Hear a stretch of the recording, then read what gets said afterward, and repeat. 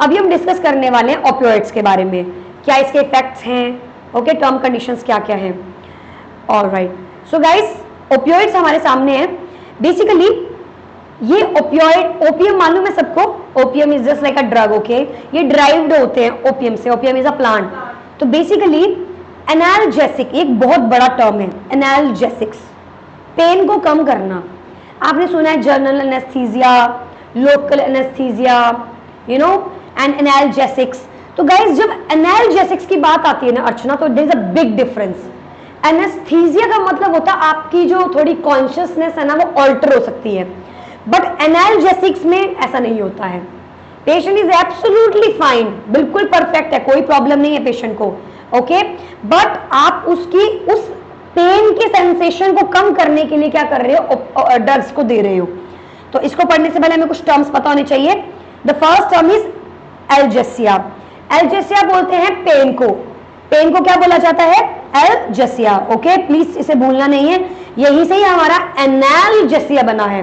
So algesia is basically the pain warning signal that indicate some abnormality, यानी कि किसी इंसान को पेन हो रहा है, okay, the patient is like experiencing some pain and और वो पेन जो है वो ये रिप्रेजेंट कर रही है कि यार this candidate might have some you know warning, कुछ प्रॉब्लम चल रहा है, मेरे पेट में दर्द हो रहा है, okay let's go to the doctors, मेरे सर में दर्द हो, चलो चलते हैं। तो ये सब चीजें क्या है, आपके वार्निंग साइन है। तो पेन को किस कैटेगरी में लिया जाता है, वार्निंग साइन की साइन में लिया जाता है, ओके। Number 2 analgesics. एनाल्जेसिक्स इसी के इनिबिशन को बोला जाता है, drug that selectively relieves the pen eight CNS और पेरिफेरल, ओके, तो वो दर्द को कम करती है नर्व्स के ऊपर काम कर कर या रिसेप्टर्स को ब्लॉक करके। टाइप्स की अगर बात करें, सोमैटिक पेन। सोमैटिक पेन क्या होती है, जो ओरिजिनेट होती है फ्रॉम द स्किन, ओके, या फिर इग्मेंट्री में। ऑब्वियसली हमारी जो स्किन है वो हमारा अलग सिस्टम है, जो भी हमारा इंटीग्यूमेंटल स्ट्रक्चर है उसके अंदर ये आपको देखने को मिलता है। क्या, सोमैटिक पेन। क्यों कॉज होगी, इन्फ्लेमेशन। कहां से कारण आया इन्फ्लेमेशन का, सेम कॉक्स एंड लॉक्स। तो सेल इरिटेट हुआ, ओके, हमने ये ऑलरेडी कल पढ़ा था, सेल इरिटेट हुआ और सेल की जो फॉस्फोलिपिड थी वो इरिटेट हुई, उसने रिलीज किया अरकिडोनिक एसिड, अरकिडोनिक एसिड रिलीज हुआ तो यहां से दो बने कॉक्स और लॉक्स। इस कॉक्स ने क्या किया, prostaglandins, and these prostaglandin are responsible for pain, inflammation, contraction, platelet aggregation, warmness, everything. और लॉक्स किस लिए रिस्पांसिबल था, broncho constriction, okay, no issue, broncho constriction and your COX for your pain and inflammation. तो guys यहीं पे मैंने ये बात बोली है कि आपका जो इन्फ्लेमेशन होता है वो भी क्या लीड करता है, पेन लीड करता है। इस प्रकार के पेन को क्या बोला जाता है, सोमैटिक। इस प्रकार के पेन को बोला जाता है सोमैटिक पेन। ये पेन कैसा होता है Archana, can you describe? Yes yes yes, very good. मतलब जो आपका इंटरनल बॉडी जो सोमैटिक होता है, जो आपकी स्किन वाला होता है, उसका जो नेचर होता है वो थोड़ा शार्प होता है। Remember this thing, okay, it is sharp and defined because you can tell I have pain over here. आप बता सकते हो कि मुझे यहाँ पे दर्द है, आप बता सकते हो मुझे यहाँ दर्द है। तो ये पेन क्या होता है, शार्प होता है और डिफाइंड होता है, आप बता सकते हैं कि मुझे पेन यहाँ पे हो रहा है। This kind of pain is known as somatic pain. Next, visceral pain. Visceral आपके एब्डोमिनल कैविटी के अंदरूनी या फिर आपके कहीं भी इंटरनली अगर पेन होता है, that is basically your visceral pain. इस पेन का नेचर थोड़ा डल होता है, ओके, विसरल पेन का नेचर क्या होता है, थोड़ा अर्चना डल होता है। And pain assess, yes Ankit, yes, particularly organ, perfect, बोल सकते हो आप, बोल सकते हो, पर्टिकुलरली ऑर्गन पे देखने को मिल सकता है। या आप बता सकते हो कि मान लीजिएगा स्टमक में, एक्चुअली अंकित ये एक टाइप है कि जो पेन है वो आप कैसे पता लगा पाओगे, तो इस वाले पेन को थोड़ा मुश्किल हो जाता है पता लगाना, क्योंकि पर्टिकुलर ऑर्गन जैसे आप बता रहे हो तो मैं बाहर से नहीं देख पाऊंगी कि कौन सा ऑर्गन। एब्डोमिनल कैविटी काफी, yes Yes, exactly. So basically, it will be caused by spasm, ischemia or inflammation. But the pain will be dull because we won't be able to find out कि कौन सा particular part, क्योंकि अंदरूनी है थोड़ा, तो हमें पता लगाना थोड़ा मुश्किल होता है. And difficult to pinpoint the site of the pain. किसी ने पेट पकड़ रखा है तो we don't know pain में किधर, स्टमक में किधर. Identified by autonomic response. Okay. Just give me second. हाँ जी अंकित, अब बताइए. जैसे स्टोन का पेन होता है ना मैम, या यस, स्टोन का pain, renal calculi. Very good, very good sir. That kind of pain जो है वो हमारा पर्टिकुलर किस क्या रिप्रेजेंट करता है? इंटरनल ऑर्गन यानी विसरल पेन. परफेक्ट, आपने सही एग्जांपल दिया. मैकबर्नीज पॉइंट कौन से में देखने को मिलेगा? No, example of the disorder appendicitis. And your Romberg sign. Yes guys, Romberg sign किस में देखने को मिलेगा? मैकबर्नीज पॉइंट बता देना. appendicitis, Romberg sign. सही बोला वैसे आपने. Hi Sandeep, how are you?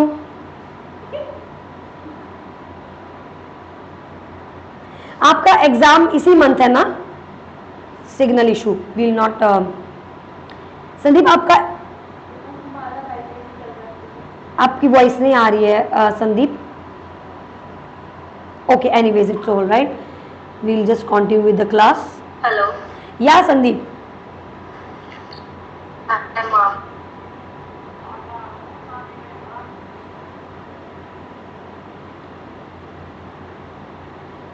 Sandeep, I think your internet issue.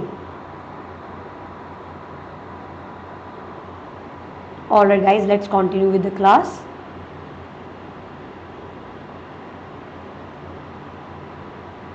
Okay, so what we were talking about visceral pain. तो हमने विसरल पेन के टाइप को देखा.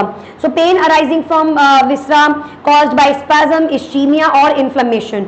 Difficult to pinpoint the site of the pain, identified by autonomic response. Referral pain क्या होता है guys? अगला जो हमारा पेन आता है that will be the referred pain. जैसे कि चेस्ट या चेस्ट पेन हो गया आपका. ये जो मैकबर्नीज पॉइंट वाला पेन है, अपेंडिक्स, चलो ये तो मैकबर्नी पॉइंट पे अपेंडिक्स होता है, लेकिन कई बार हमें कई बार हमें पीछे बैक की तरफ भी रेडिएट होता है. वेरी गुड, बैक की तरफ हमारा पेन जो है वो अपेंडिसाइटिस का रेडिएट होता है. So that kind of radiation is basically your referral pain. And then after we have components of pain. तो कंपोनेंट्स में क्या क्या होते हैं? Sensation and reaction to it. So एक आता है एफरेंट और एक आती है इफरेंट. जब आपका पेन किसी पर्टिकुलर पॉइंट से सिग्नल करता हुआ ब्रेन की तरफ जा रहा है, that is afferent. Okay, that is efferent.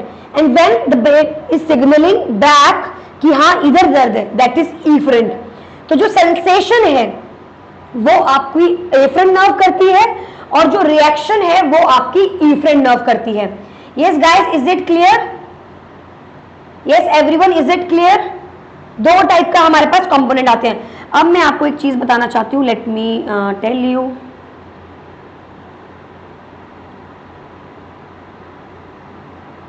All right, अब आप देखिए, एक मैं आपको पेन के बारे में एक और क्वेश्चन बताना चाहती हूँ. बिकॉज ऑस्ट्रेलिया, चाहे आप कनाडा, अमेरिका, कहीं का भी एनक्लेक्स दो, ये क्वेश्चन बहुत कॉमनली पूछा जाता है.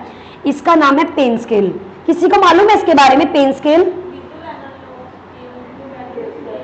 या pain scale and its management. Very very very important.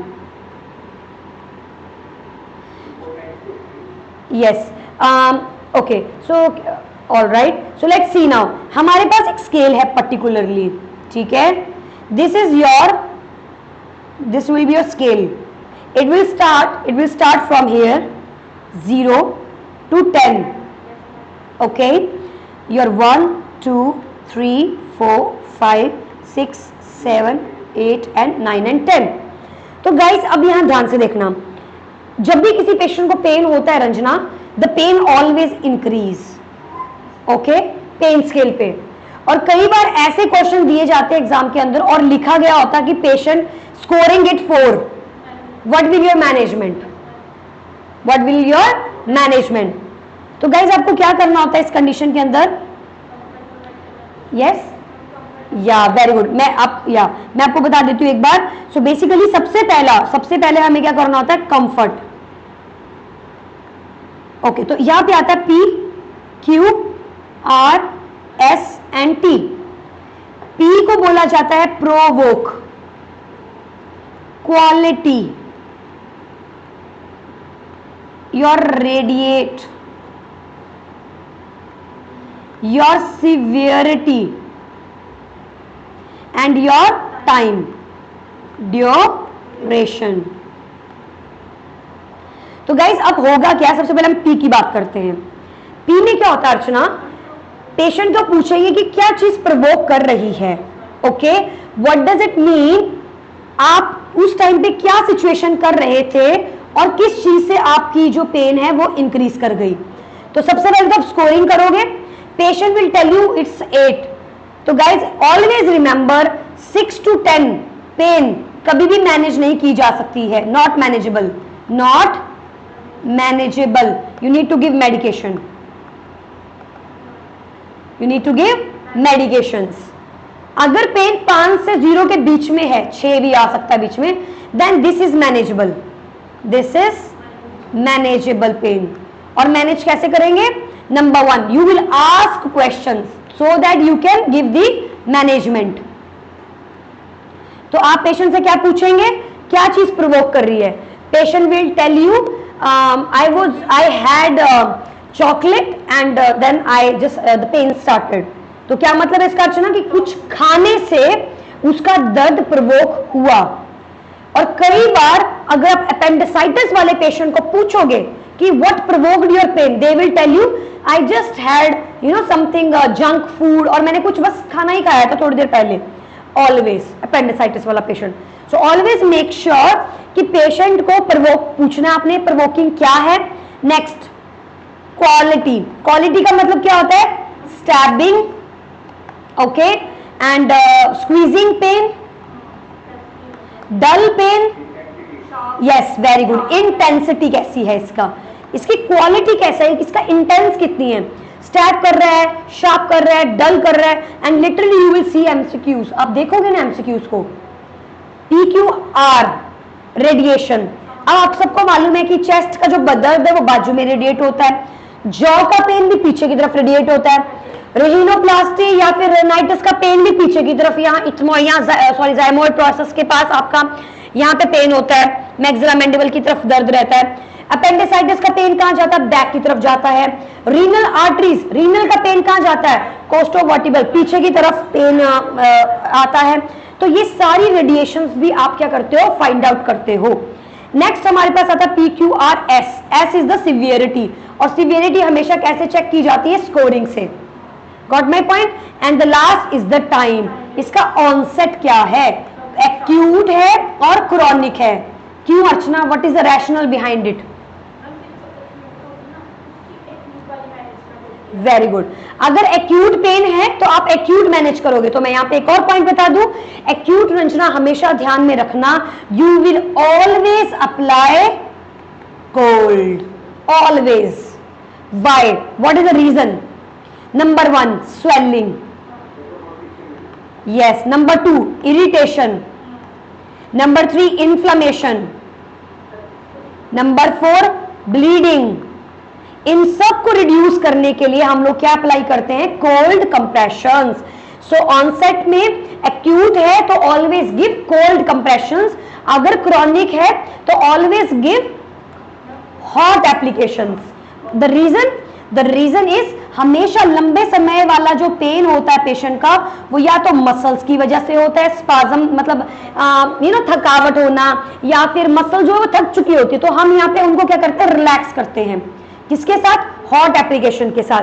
So always, अब फॉर एग्जांपल मैं आपको बताती हूँ, एक्यूट पोस्ट ऑफ सर्जरी 4 दिन का एग्जांपल देती हूँ मैं आपको, क्वेश्चन दे रही हूँ।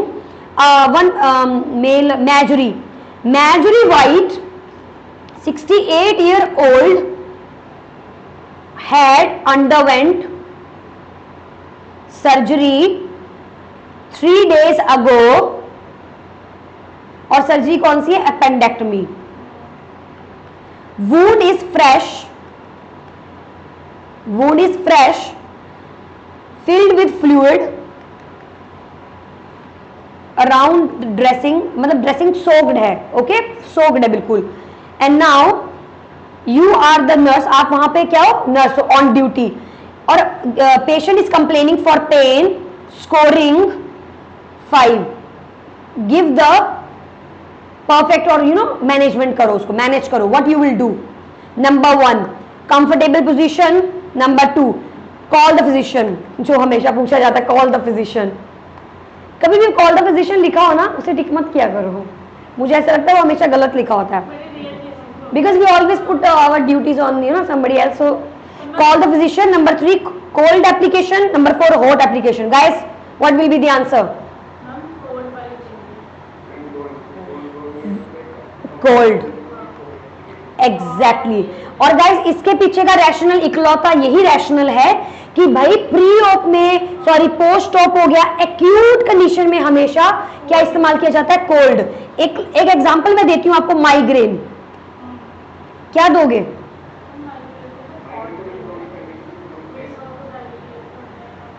हाँ जी क्या दोगे माइग्रेन में, भी क्वेश्चन आ चुका है guys, what you will give in migraine,